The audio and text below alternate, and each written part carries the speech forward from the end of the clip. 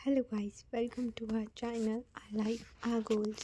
तो हमारा आज का फर्स्ट पेपर होने वाला है यूजीसी नेट का प्रीवियस ईयर क्वेश्चन पेपर, जिसमें फर्स्ट क्वेश्चन आता है डीआई से।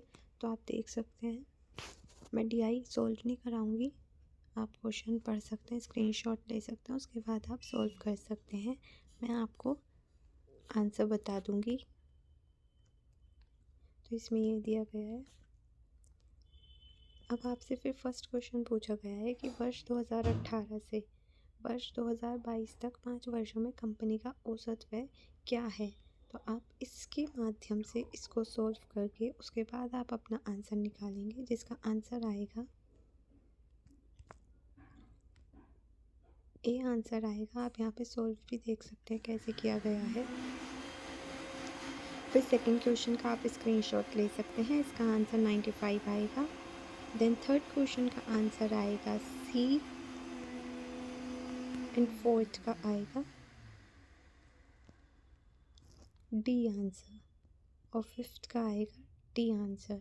तो आप अपने को सॉल्व कर लीजिए और एनालाइज कर लीजिए कि आपका सही आता है या गलत। अब यहाँ से हम डिटेलली सॉल्व करने का कोशिश करते हैं। तो हमारा सिक्स्थ क्वेश्चन है, अरस्तु का तर्क शाब्दिक है, ये सही है। भारतीय शास्त्रीय तर्क मत के लिए शाब्दिक रूप अनुमान का सार नहीं है और दूसरे को समझने के लिए ही इसकी आवश्यकता होती है।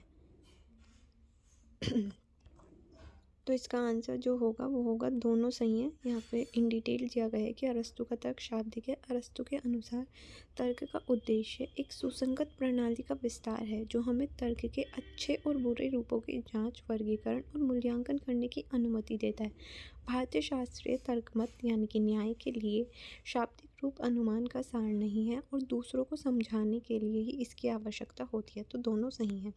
निम्नलिखित में से किसने कृषि पर एक नई नीति प्रतिपादित की और पूसा में केंद्रीय, ये पूना है, यहाँ पे पूसा लिखा गया है, पूना में केंद्रीय संस्थान का निर्माण किया। तो लॉर्ड कर्जन है इसका आंसर। 1902 में किया था इन्होंने ये। अब हमारा थर्ड क्वेश्चन आता है कि राजनीतिक संचार में संघनन प्रतीक आह्वान परक होते हैं। आह्वान परक क्यों होते हैं? क्योंकि इसमें जनता को कहा जाता है कि आप हमें वोट दीजिए। मीडिया और नागरिक का प्रयोग किया जाता है संदेशों के आदान प्रदान करने के लिए। आप इन डिटेल भी पढ़ सकते हैं।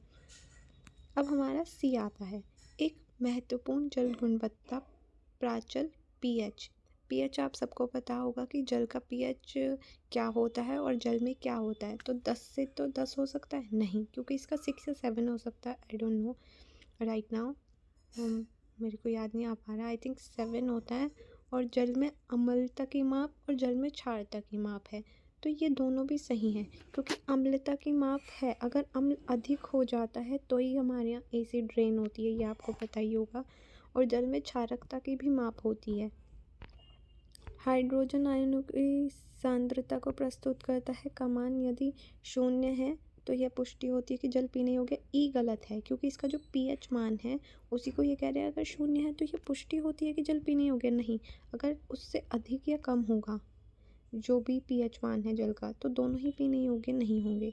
तो आप देख सकते हैं इन्होंने इसका आंसर दिया ABD। मैंने भी आपको यही बताया है ABD, क्योंकि ये 10 तक नहीं होता है, कम होता है।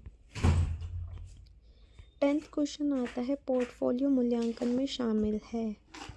तो पोर्टफोलियो मूल्यांकन में शामिल है विद्यार्थियों को उनकी प्रगति के मूल्यांकन में तथा जारी अधिगम लक्ष्यों को स्थापित करने में शामिल करना। डी है, अधिगम के संदर्भ में भावों पर चिंतन करने के लिए विद्यार्थियों को अवसर प्रदान करना और मूल्यांकन एवं शिक्षण का अधिगम से संबंध करना।